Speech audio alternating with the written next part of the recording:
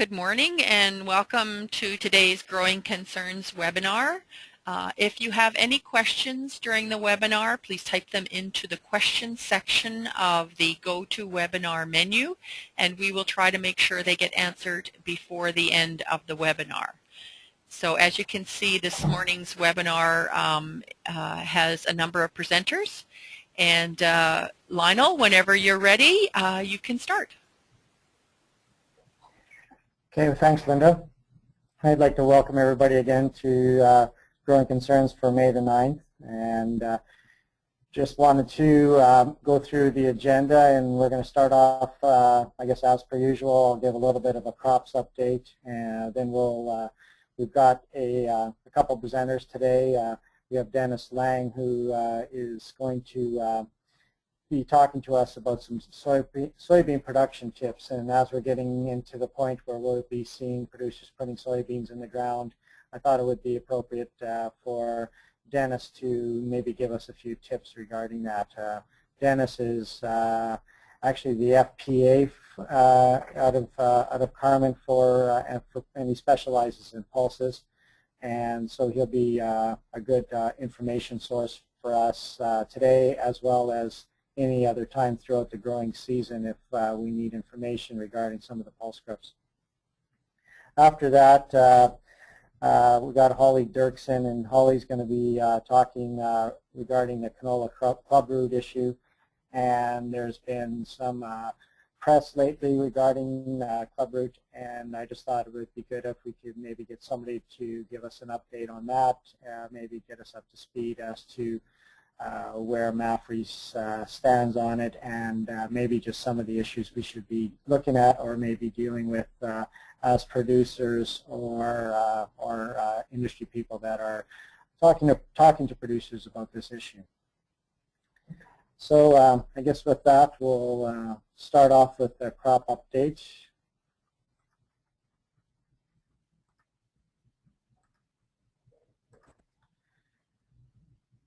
And it's kind of split off my screen here, but I guess, excuse me, to get started off, sure is nice to see the winter wheat jumping like it is right now. I've probably, in the past, I don't know, 5 to 10 years, haven't seen such a good start, at least in the southwest where our winter wheat crops, the crops are looking really good. They've taken off. Most producers have gotten a lot of the crop sprayed already for weeds, and it just, if we get some warm weather like they're forecasting over the next week here, I think we'll be good, and we'll be good. And you know, the winter wheat is definitely progressing fast, and it definitely has spooled out a lot from the frost we had earlier on. So we're definitely going to have a nice crop of winter wheat as long as it keeps going the way it is.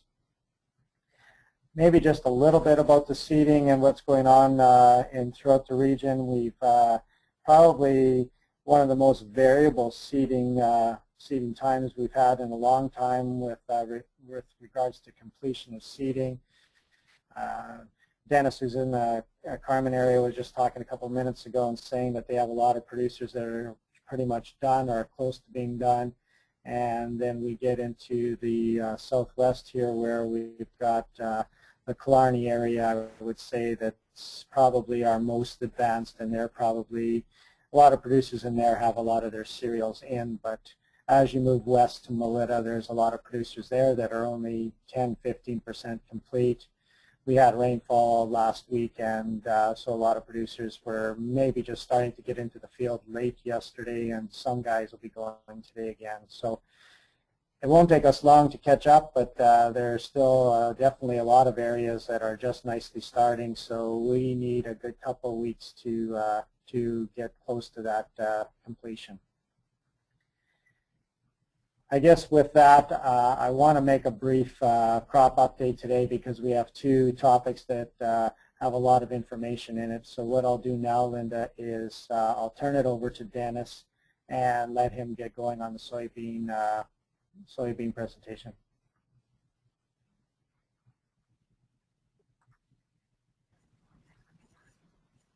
Good morning. Can you all hear me? I guess not. I just want to get rid of what I'm seeing on my screen here so we can see full screen.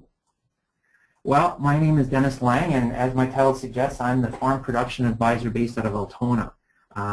It may have confused you a little bit when you start talking about Carmen, but I actually started as a pulse specialist in Carmen and started that in June and was quite enjoying that. However, I'm from the Altona area, and in late fall, the FPA that was in this area actually moved on to another position, and that opened up the opportunity for me to work back in Altona again. So hence I'm back in Altona.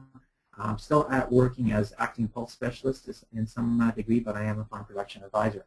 So what I'd like to talk to you today about are soybeans and some of the things that we've learned in the past and some of the things we just try to keep in mind going forward here. And I'm having some difficulty here advancing my slide. Linda, are you? Oh, there we go. We're just going to get rid of that here for a second here. Well, I guess one of the things I'd like to start off with here is maybe explain why soybeans have increased so dramatically in Manitoba. This is probably the most perfect example you can see of why we've seen such an increase in soybeans and a decrease in dry bean acres.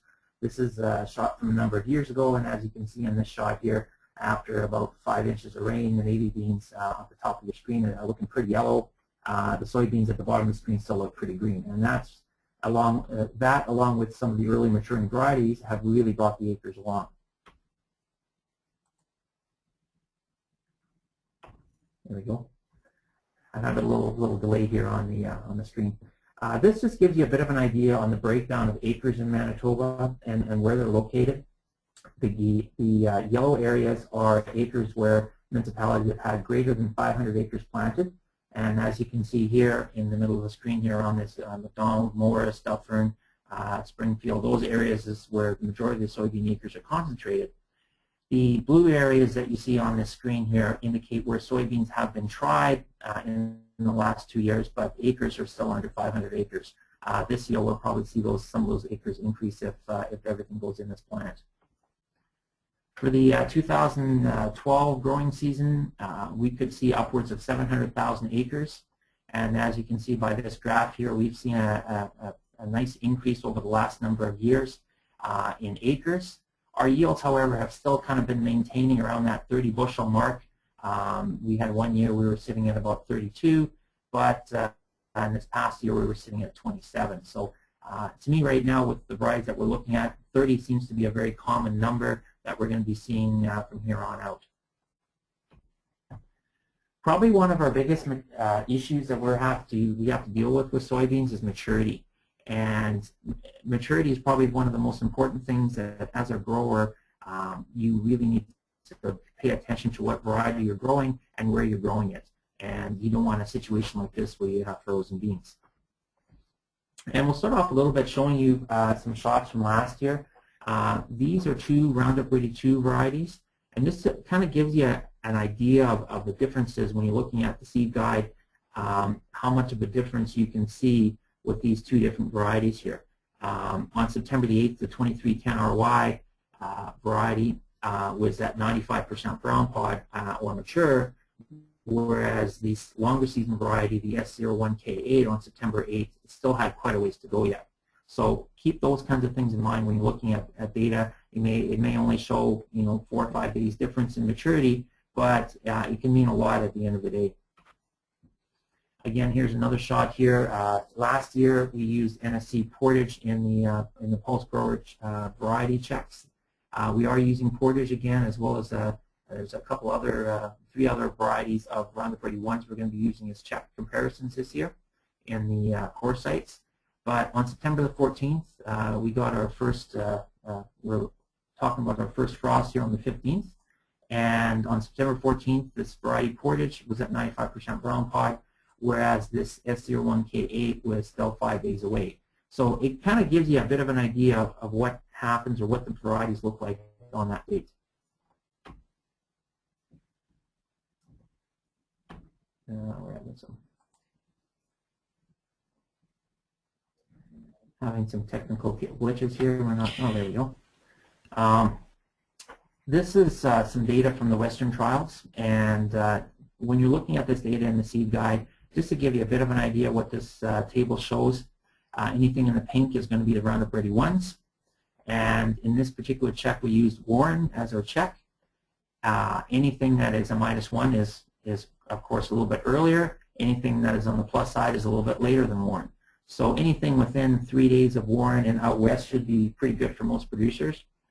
And when you're looking at the LSDs, of course, at these sites, the LSDs were 13 and 14%. So anything that is greater than the check, 13% or greater, is statistically different. So as you can see here, we do have a few varieties here that did out yield the Warrens here, and that's always been the big question: is these new Roundup Ready 2s, have we seen any increased yield? And so far, we are definitely seeing a little bit of increased yield. This data here, this is kind of a nice graph to look at when you're looking at choosing a variety. It's what I like to call the risk versus reward. This data is from Morris and St. Adolphe, the yield and maturity.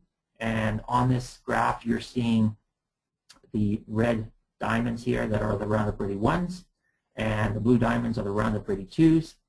And along the bottom, you're going to see days to maturity, and along the side, you're going to see yield in kilograms per hectare. And what you're looking for is you want to kind of be above this line, but you don't want to be too far to the right here because you're getting too long maturity. So you're going to try to find a balance somewhere in this area here when you're looking at a variety, because you want to gain a little bit of the yield from increased maturity, but you don't want to be too long that you're going to end up running risk of frost. Well, some of the basics that I'd like to cover here a little bit today.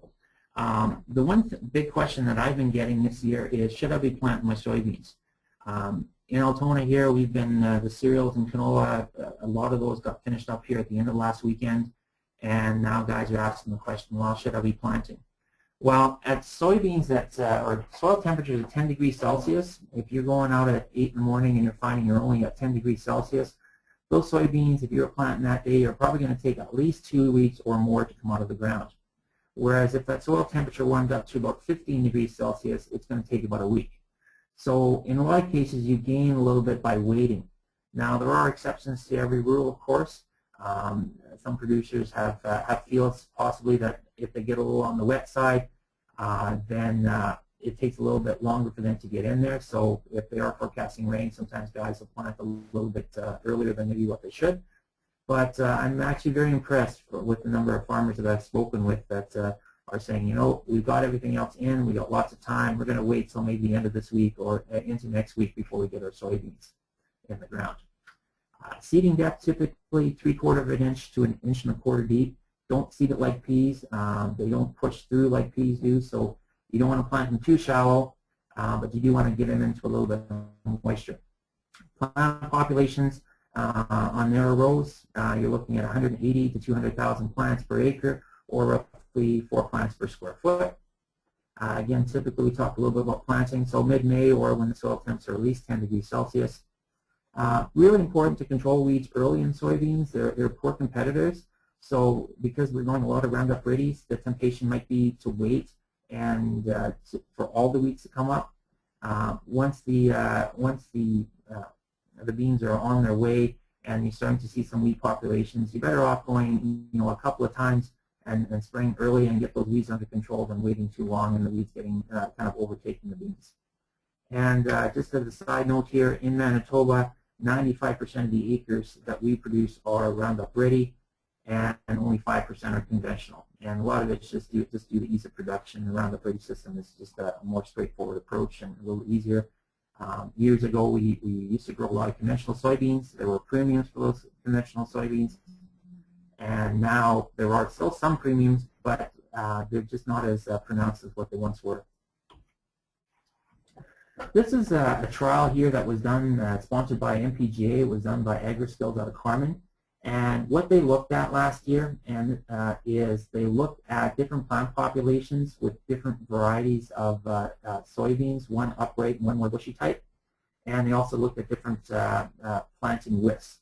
So what you can get out of this total here is what a lot of guys are asking the question is because of the cost of the seed. and they want to know how low populations it can go and still maintain good yield. And the other theory is that with the planter that you're getting an increased plants coming out of the ground quicker in spring, but also some guys are telling us that we're seeing higher yields. If you're looking at this table here, look at the final numbers here, we really don't see a lot of difference between the yields between the 8-inch, 15-inch, and the 30-inch row spacing, even at some of the different plant populations. Here we're looking at, on the high end for 8-inch, we're looking at 42 bushels, 0.3 bushels an acre, compared to the low end of 41.68. There is a difference in plant population, both planted and what their actual numbers are. So that's where some of the savings come in. Now, same thing here with the planter here. What they did is they did the planter that he has. It has the ability to plant in 15-inch or 30-inch rows. And here again, we're not seeing a whole lot of difference in the yield here. We're all still within that 42.5 bushel range. So really not a huge, huge difference. The one caution that I would have with growers dropping their populations too much if they're wanting to go to a planter is on years when there might be a bit more disease pressure from, let's say, white mold or root rots that we had last year. If you're always going at the low-end population and you have some disease issues that drop your population even more, you may see some reduced yields. So those are some of the things that you'd like to keep in mind here. Now, with this upright variety, the Isis, didn't see a whole lot of difference. Same idea here with the 2510s I used last year, a little bit more of a bushier type plant. Again, not a huge difference in yield as you can see by this chart here compared to the plant population difference that we saw. The one thing to consider, this is something else that was observed in the field, is the amount of time it takes to close in the rows when you're going at these wider rows. And if you're looking at the 8-inch row spacing that they used last year, the two varieties basically closed in the rows around July the 5th. Whereas with the 15-inch rows, the Isis closed the rows in, the upright variety around July 18th, and the bushier type around July 15th. And the 30-inch rows closed in on August the 8th, and on the Isis, and 2510 closed in on July 27th. And what that means is that when the rows are closed in, it provides a bit better weed control, and you may end up going with a later application of glyphosate to help control some of those late weeds. So that, maybe one more spray application in a row crop situation compared to more of a solid seed situation. The one thing I think that's most important when it comes to soybeans is nodulation and making sure you're using the proper strain of rhizobia bacteria and getting your beans inoculated properly. This is something you don't want to see when you're pulling up a plant, or when you're digging up the plant gently and washing your roots off. Is you don't want to see no nodules here. You want to see something like that where the plant is loaded with nodules. And whether you're using a liquid, peat, or granular inoculant, they all work very well. There are advantages to each one of those. A liquid peat, of course, goes right on directly on the seed, and it's the ease of operation. There's no additional equipment that gets used. A lot of times when you're picking up your seed from your seed dealer, it comes treated with a liquid peat or even a double liquid treatment. Granular inoculant, of course, you need a separate box on your air drill in order to put it down. Some guys put it through the fertilizer boxes. With the planter, you may not have that option, so then you're going strictly liquid. If you don't have good nodulation, soybeans typically require about 150 to 200 pounds of nitrogen to produce a 40 bushel crop. So last year what happened, there was an instance where a producer had forgotten to put an inoculant on and had picked up seed, went to go plant it. A week later, found out that there was no inoculant on the seed. So the first temptation was to go put 100 pounds of nitrogen on the field right at seeding time. The problem with doing something like that is you'll end up with a lot of growth and not a lot of yield. The best thing to do in that situation is to kind of be patient, watch the field, And if you start to see signs of yellowing, that would be the first opportunity to put some 50 pounds of urea on broadcast. Ideally, if you can wait until that early pod fill stage and hit it at that time, and also try to time it around the rainfall so it penetrates into the soil, that would be the most ideal. That's when there's a big demand for nitrogen, and you'll get the most bang for your buck with respect to yield. Quick update on fertility, and soil testing is always a good starting point when you're planting soybeans for the first time on the field. Typically, nitrogen is not really recommended, and as I said here, applying 50 pounds of N as a broadcast if necessary, but inoculating your beans is the most important thing. Phosphate, soybeans seem to like phosphate, but they don't necessarily like phosphate applied the year that you're seeding it. They like more well-maintained fields that have good phosphate levels. So if you have to put any phosphate down, if you have some low levels, you're going to have to band it down ahead of time. Typically, with the seed, 10 pounds is kind of the max with the seed with phosphate. But if you have to put any more down, then banding would be a better option. And ideally, trying to maintain it in your other crops will give you more bang for your buck. Soybeans do like phosphate, but they just like soils that are, that have been well maintained. Potassium, if you're low, then 30 to 60 pounds of potash, and sulfur, again, depending on what your soil test, at a rate of 20 pounds if needed. Variety selection, very important. Different sources, always very important to look at different sources. Things like Seed Manitoba, the MPG variety trials, private company research, and there's going to be a new website up shortly here called Seed Interactive that will allow producers to choose different checks that they have in that rather than just using the cordage in the Seed Manitoba, but it uses the same data. It will allow them to look at all different locations, and that will be up and running pretty soon. That will be at this website that you see listed. One of the things that came up last year, I think that's worth mentioning again, is rolling soybeans. Ideally, you should be rolling your soybeans after seeding once the ground should be firmed up a little bit, dry. You don't want to be rolling when the ground is wet. So if you're having to put muck the soybeans in, you don't want to be rolling like the same day. You might end up with some compaction issues in the field, and again, soybeans don't like compacted soil. Ideally, you should be rolling for stones, dirt lumps, corn stalks, anything that reduces earth tag.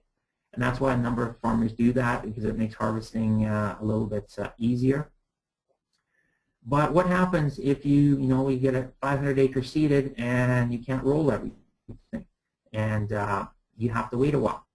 Well, that's something that happened last year, where growers have got some soybean planted, couldn't get everything rolled that they wanted to get rolled. Well, the next question is, now it's a week later, well, what do you do? Well, ideally, you want to wait till the beans are at least the first trifoliate stage. And this is a question here. If you were to see this in your field coming up with the hypocologist just poking through basically a ground crack, if you were to roll the soybeans at this stage, you'll probably create a lot of damage.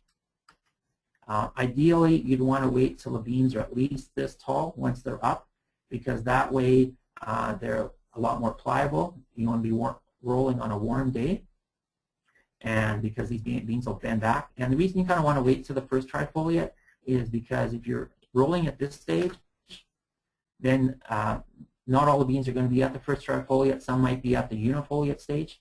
However, you won't get a lot of beans then that are at that hook stage. So again, here, just a quick summary here. Rolling, if you have to roll after the beans are out of the ground, then you want to wait to that first trifoliate stage. And you don't want to wait too late. If you go into that second or third trifoliate stage, then what happens is you can end up with even more damage. One caution I will give to growers: if you are rolling after the beans are up, make sure you do one pass down the field and check for damage. Don't do a 160-acre test strip. You may end up with a lot of damage, a lot more breakage. Try to roll during the warmer part of the day, because the soybeans will bend back. And again, make sure there's no breakage there. I'm going to talk to you a little bit about growth stages. This will be on the webinar here online, so if you want to refer back to it. But again, as we start here, we'll start in the top right here, unifoliate stage, where the you have the first two leaves come out, then your trifoliates come out, and as you move on down, they'll just keep producing trifoliates until you get to the reproductive stage. And R1 would be the first reproductive stage where you get your first flowers showing up, all the way out to full maturity, which is R8. Typically, one of the questions that I had last year is, at what stage will soybeans, if they get a frost on it in the fall, will they still be okay and make it through? Typically, once you get R7 stage, if you were to get a frost at that stage where you have one normal pod on the main stem has reached its mature color, if you get a frost on it at that stage, you might have some green in it, but overall you'll still have a product that's saleable. If you're anything earlier than that, then you're going to end up with some heavy frozen beans and have some difficulty selling that product. Again, here's a few other shots here of what the R1 stage looks at, where that first flower starts coming up, and also as it moves on here, R3 stage is the first pod set. I won't talk a lot about it right now. I'll just make mention of it here. White mold is one disease that we have seen in soybeans in the past. Typically, we've seen it in fields that have really heavy growth and some lodging issues. Typically, right now, there's nothing registered that we can use on white mold, but we also don't see a lot of high pressure from white mold. We do see some, but it's never anything that would really warrant any spraying. So again, partly due to the fact that the plants are more upright, and also too, these flowers are very small compared to a dry bean flower or a canola flower, so the spores landing on here aren't as prevalent. Again, here's some other shots here of beginning the seed stage at R5 and the full seed stage at R6. This is just a summary of the number of days it takes between the different stages, so it's a good reference here for you if you're looking at sorry about that, I'm trying to get rid of that little thing here. How many days between each stage, so it just gives you a bit of an idea how many days it takes between each stage. Oh, come on. There we go. One thing that you may notice this year is iron chlorosis. And what iron chlorosis is, once the beans are up and going, usually in that first or second trifolia, you may start to see some yellowing. And typically that comes, that's that intraveinal yellowing. And it typically comes on soils where there's high soil pH, high carbonates, calcium carbonate levels, and high soluble salt levels, combined with some wet weather and some cool wet weather. And typically what happens is you see this intraveinal yellowing here, and if the plants are very severe, you might even see some necrotic tissue. Now, the temptation might be to go out and spray some iron on it or spray some type of foliar fertilizer on it and help it grow out of it.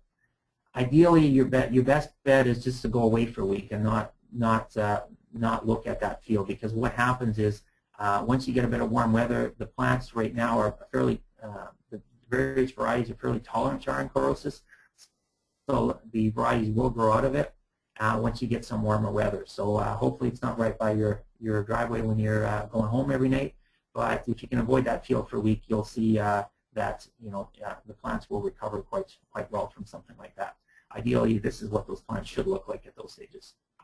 Okay.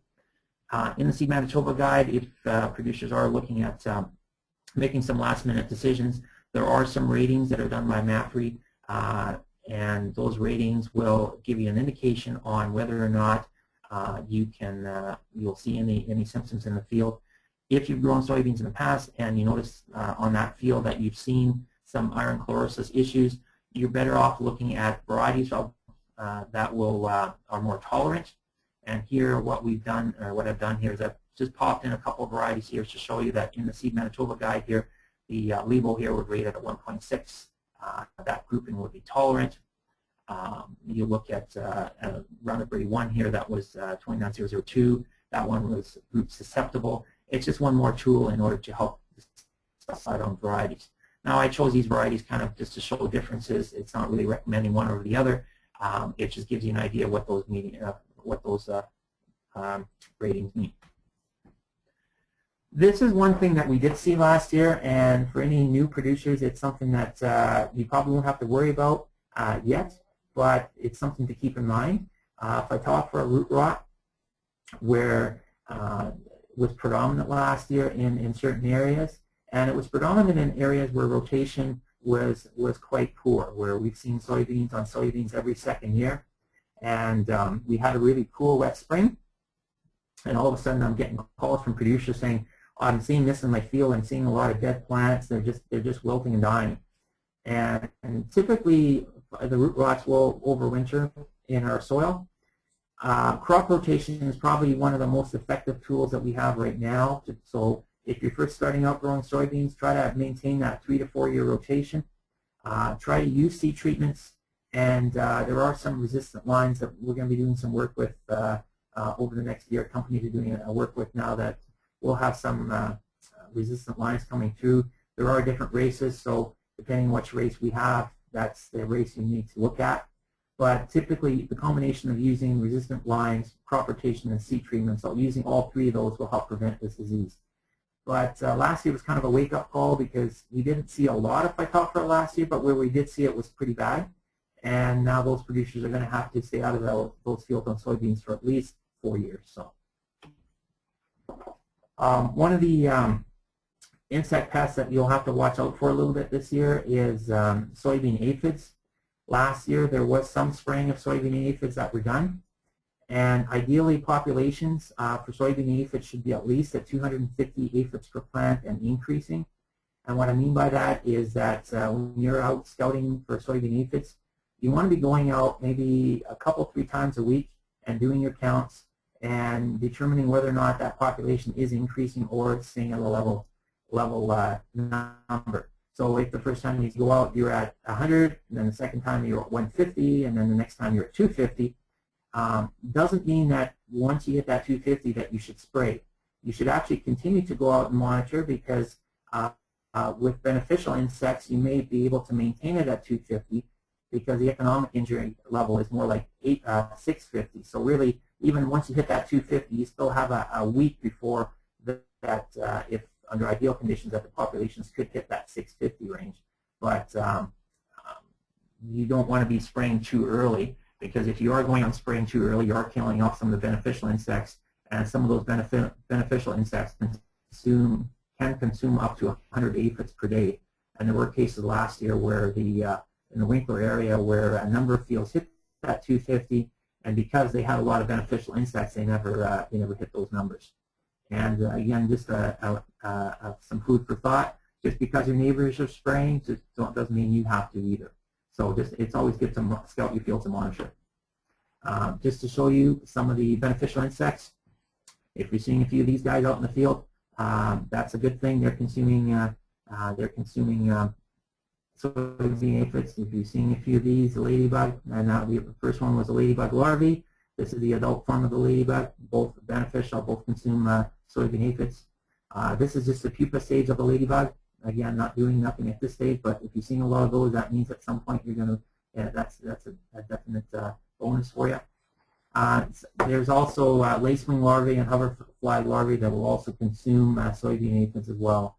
So those kinds of things, if you're seeing those in the field, those are definitely beneficial insects, and will help consume some of those. So that's kind of a quick overview here of what some of the things to kind of keep in mind for. As we go through the season, if you come up with any interesting questions or anything that you haven't seen before, or just stuff that you just want to ask, feel free to contact me. As we go into fall time, there'll be other issues with maturity. Of course, I know last year with the frost, there was always lots of concerns about green seed and will it cure in the bin.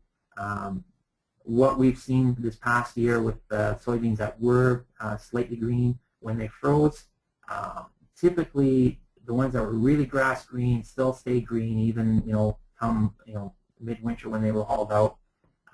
But for the most part, the soybeans actually made it through okay last year and without too much difficulty. So do you have any questions at all? Any questions from the group? I don't have any questions at this time. Dennis, actually, I have a question for you there.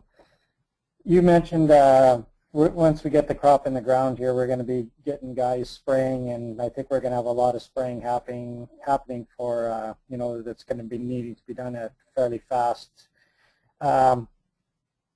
What stage would be too late already to be spraying soybeans?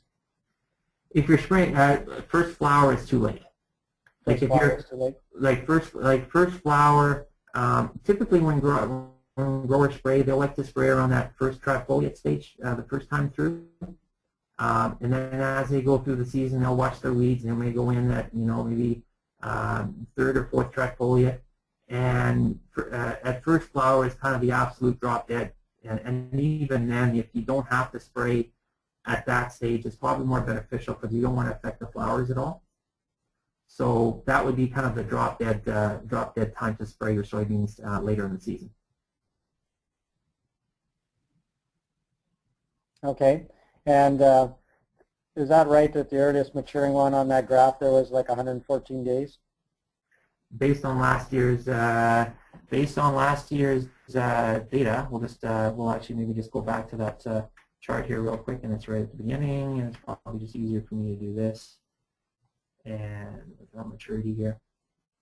Again, last year, the one thing to keep in mind from last year, that is actually that 114 is actually the percent yield. It's not actually the maturity.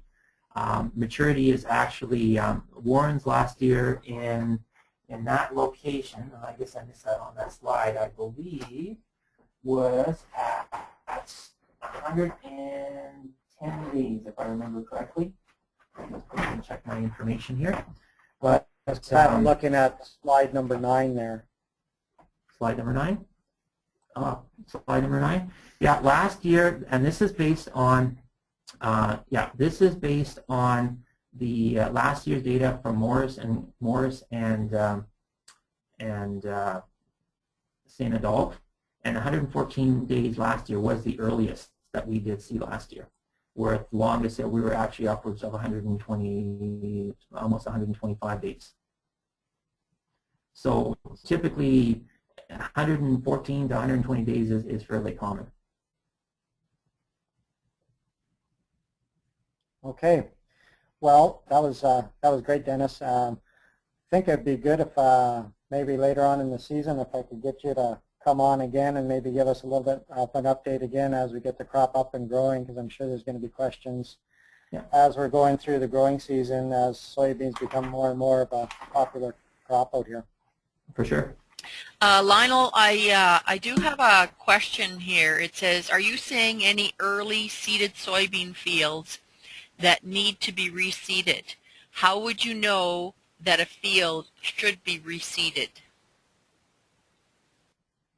How would you know if a field should be reseeded? Well, I guess at this point, if you're digging, if you don't, my first inkling is if I were to dig up seed and the seed was rotting off in the ground, that would be my first thought. Now, I guess what it comes down to is, you know, if you have a half a stand up, and ideally, if you were planting, let's say, at 200,000 plants per acre, and you ended up with 180,000 or let's say 150,000 plants in that per acre, in that situation I would probably just leave it as it is and make sure you try to keep it clean. But when you start dropping down, you know, to that 100 to 110,000, then you're definitely going to have to replant or do something there. So that's why I'm not real, you know, encouraging on growers going too early when it comes to planting soybeans. There's not huge supplies of soybean seed this year. Talking to some of the seed companies, they do have some extra seed, but for the most part, they're pretty close to being sold out. So that's probably another reason why growers are waiting a little bit, because they realize that that, you know, maybe we don't need to seed too early. But typically, soybeans are pretty tough, so they'll push through a lot of conditions. We've seen soybean push through some pretty wet conditions, so I have yet to see a soybean producer have to reseed the field. The only time I've had to see producers reseed the field is where they planted too shallow, and in the expectation of rain. And they planted at a 1/4 inch, and they were hoping to get rain that night, and they never did, and the field stayed dry. So the soybeans actually had enough moisture to swell up and like to imbibe the moisture, but then they died off.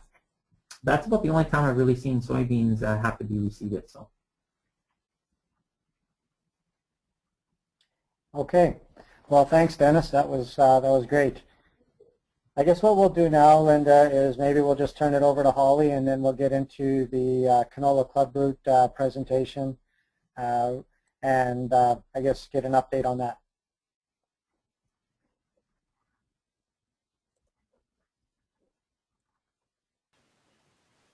Holly, you can minimize the menu. There's a little tab sticking out on the top left-hand corner. If you just minimize that, you can put the menu to the one side. So. Sure. And go ahead whenever you're ready. Okay, thank you, and thanks to Lionel for inviting me to speak today. So there was a recent media release that went out that was talking about a detection of clubroot DNA in Manitoba. So I'm just going to kind of give an update on that. To start, though, I'm just going to give a bit of a background information about this disease. So this disease has many hosts. We're obviously very familiar with canola being a host, and it's obviously our main concern here in Manitoba, but there are other hosts for this disease, including brassica vegetables, including broccoli, cabbage, radish, and rutabaga. So we do have market gardens and vegetable growers in this province, so this is also a disease of concern for those growers. And there's also some weed hosts, including wild mustard, shepherd's purse, and stinkweed. And this is important when scouting for this disease, that you're aware of all the potential hosts for it, so you know what to look for. So this pathogen is a soil-borne pathogen that's long lived in the soil. The spores actually survive in the soil for up to 20 years. And knowing that information is kind of scary, so you think to yourself, how can I ever control something that survives in the soil for so long? But it does have a half-life of 4 years. And what that means is that after 4 years, 50% of the spores that were in the soil are no longer viable. And then 4 years later, 50% of that amount is no longer viable. So even though it survives in the soil for a long time, things like rotation can be used to help mitigate building up populations. So even though obviously you aren't going to have a 20-year rotation out of canola, there is potential to have rotation effects just to prevent populations from building up to severe levels. This pathogen prefers high soil moisture and warm temperatures, so in the 18 to 25 degrees Celsius range. And it also is generally associated with more acidic soils, although it has been identified in soils that range in pH from 4.5 to 8.1.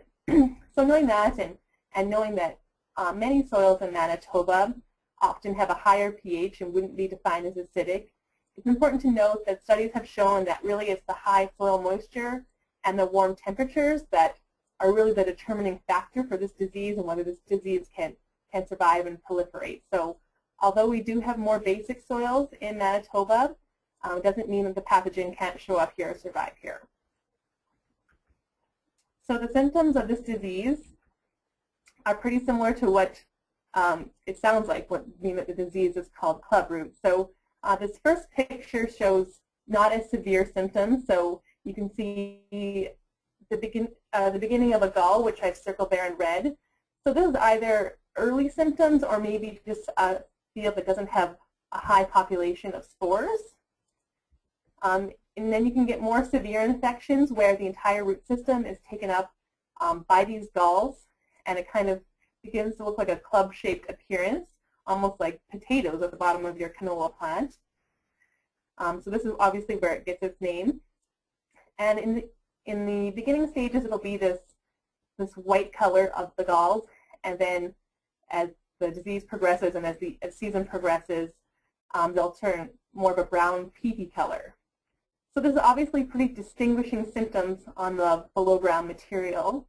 Above ground, it looks like any other root disease where you would see wilting and premature ripening, almost like it's undergoing drought stress or nutrient stress. just because it's affecting the root system, obviously, and that's where the plant uptakes the nutrients and the water.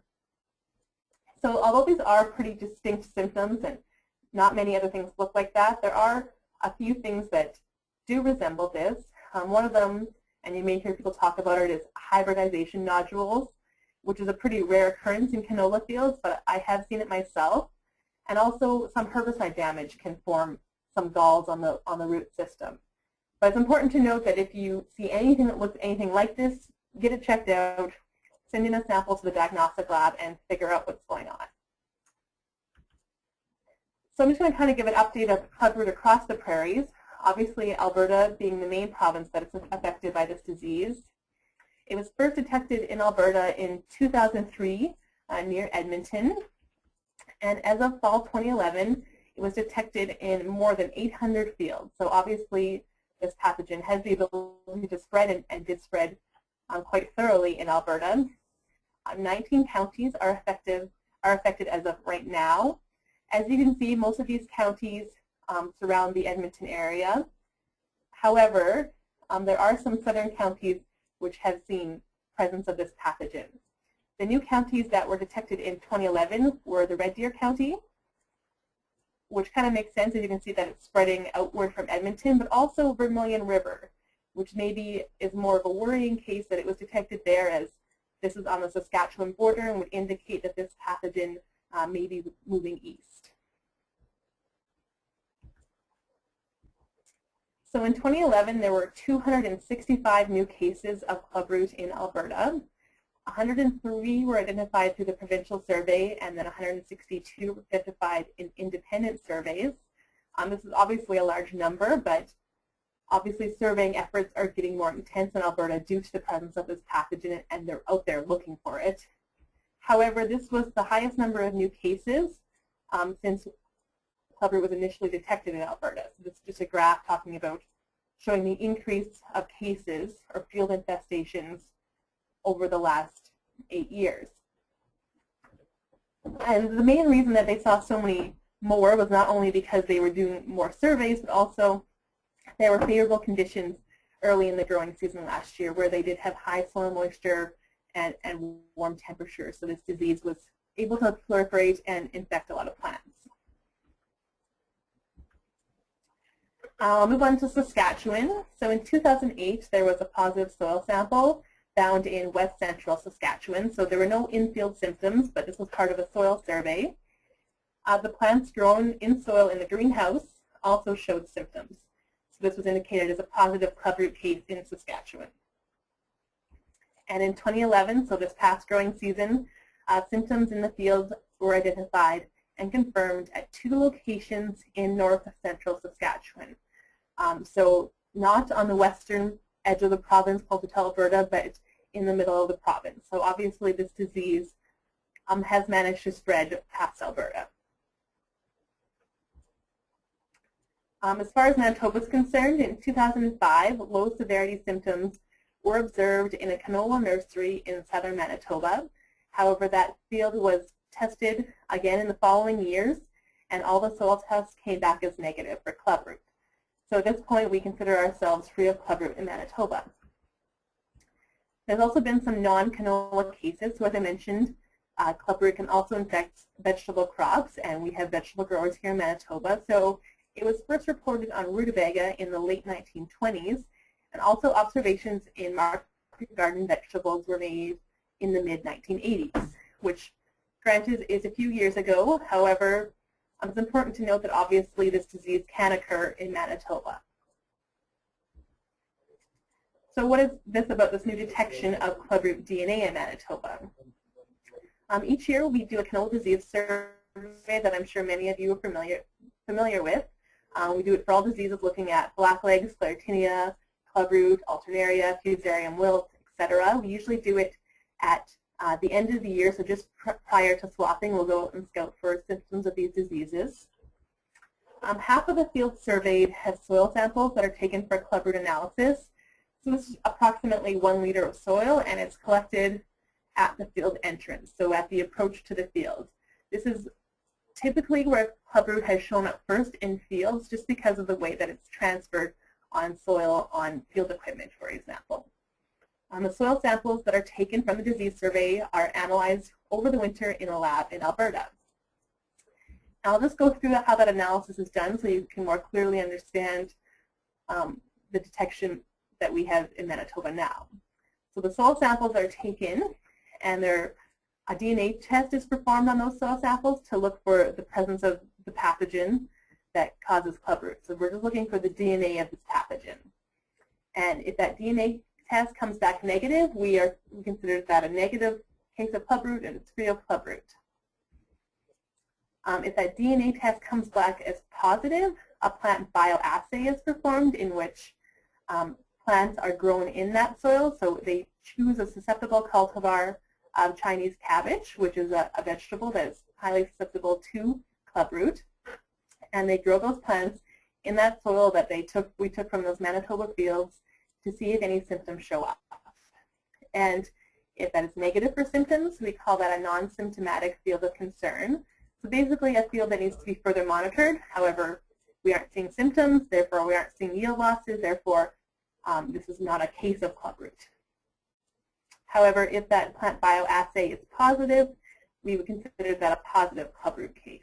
Also, if we see symptoms in field that we get tested and are positive for clubroot, we'd also call that a positive clubroot case. So these two fields that came back as positive for clubroot DNA in Manitoba, they were negative in the plant bioassay. So we are calling these fields non-symptomatic fields of concern.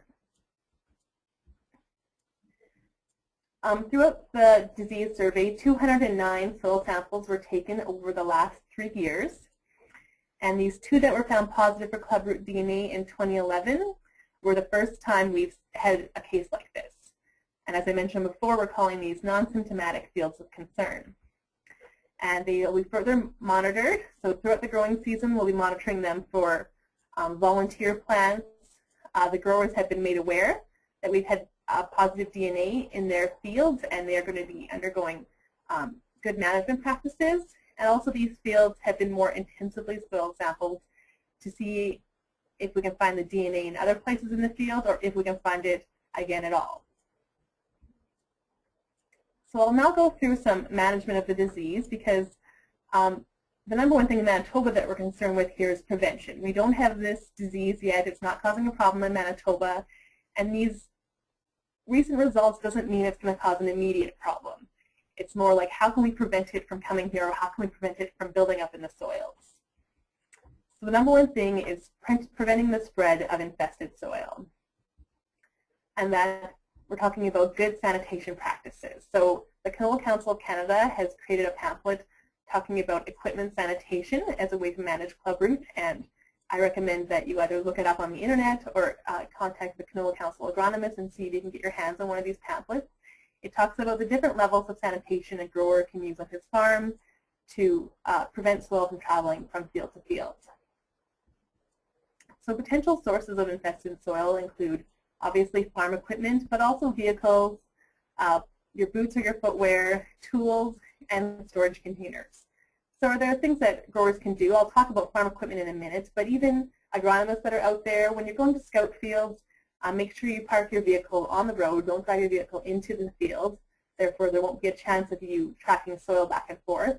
Also, make sure that you're wearing removable footwear that you can either disinfect after or put on plastic booties when you're scouting fields, especially if fields are wet. As far as growers are concerned, pick up dirt from field implements. Just doing this simple step will obviously remove some of the soil and lessen the chance of tracking soil from field to field. Using pressurized air or a wire brush to remove soil will actually remove about 90% of the soil. So that will remove a big chunk of the chance that you're going to be tracking really any soil-borne pathogen, not just clubroot, from field to field, or any soil-borne pests. So that includes weed seeds or insect pests, things like that.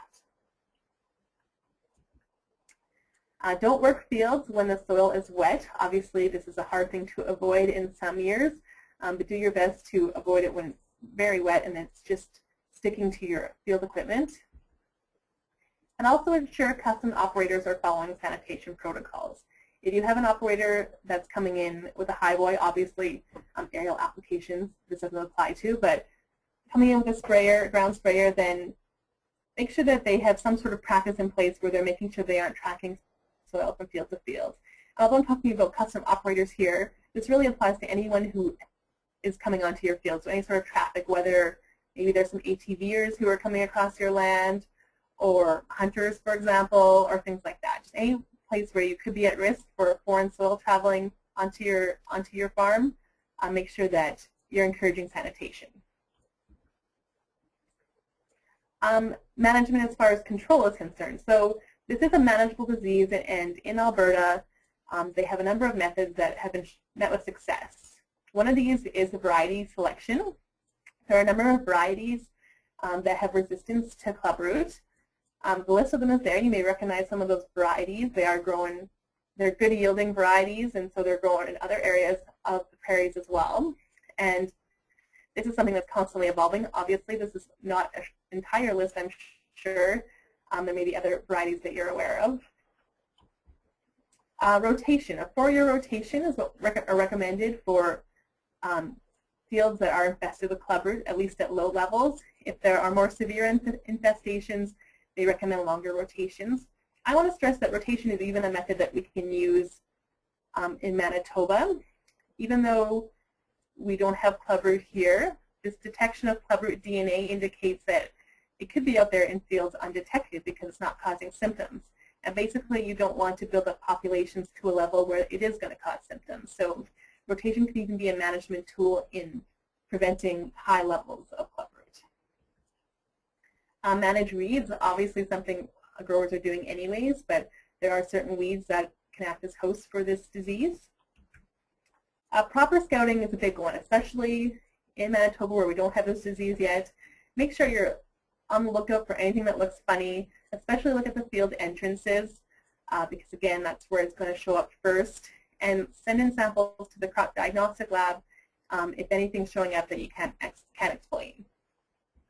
And then obviously, if clubroot is a problem, sanitation is another big one to prevent spreading it. So what is the message for Manitoba? Basically, that we are not immune to this disease. I think that was a general misconception out there that, you know, it's been in Alberta for so long, how come it hasn't spread here yet? And granted, maybe it'll never get as severe here as it is in Alberta, but obviously the potential for this disease is here. And luckily, we can kind of learn from Alberta. They've had this disease since 2003. They've figured out management practices that work, that don't work. They have a number of research that's ongoing for this disease and how to manage it. So hopefully that when it shows up in Manitoba, which it most likely will eventually, we have a number of management techniques in place that we can use to prevent it from ever getting to field-limiting levels. And of course, early and proper identification will be the key to management. When it showed up in Alberta in 2003, by the time it was detected, it was already at high levels in the field. So the fact that we're detecting it in Manitoba where only the DNA is present and symptoms aren't showing up is a good sign, and hopefully we can prevent it from ever getting to higher levels. Then I just have a list of resources there. www.clubroot.ca is an excellent resource. That's a website put together by the Canola Council of Canada. Also, I have the information for the MAFRI Crop Diagnostic Center to send in plant samples, and then I have my own number there. I work out of Carmen at the Crop Knowledge Center. That's all I have. Are there any questions? I don't have any questions at this point. Lionel, did you have any? So Holly, what would be your recommendation if somebody does see something in his field? Should he be calling somebody to come and grab a proper sample, or should they be just grabbing a sample and trying to get it sent in themselves, or what would your recommendation be? I would say they should take a sample themselves as soon as possible, but given that I don't expect that I'm going to be getting 20 phone calls a day on this, I would appreciate a phone call if guys are seeing something funny on their farm that might be, especially if they're seeing galls on the root system. And it may not be Clubroot, it may be something like the hybridization nodules, but I would like to come and see it just so that I get a better feel for where that type of thing is showing up. Okay, and in what stage of development of the plant would you probably see symptoms showing up if you were going to see them? Well, it can affect throughout the entire life cycle of the plant. However, prior to swathing is really the best time to go out and look for it. Okay, well, that's good. It's getting close to 10 o'clock. Thanks, Holly, for the presentation and the update on Clubroot. And I guess with that, we will end the webinar for today. And see everybody again next week. Lionel, just a comment. Angela Brackenreed, who is with the Canola Council, has said she has a lot of the Clubroot sanitation guides. So if anybody is looking for one, they can just give her a call at 761-2143.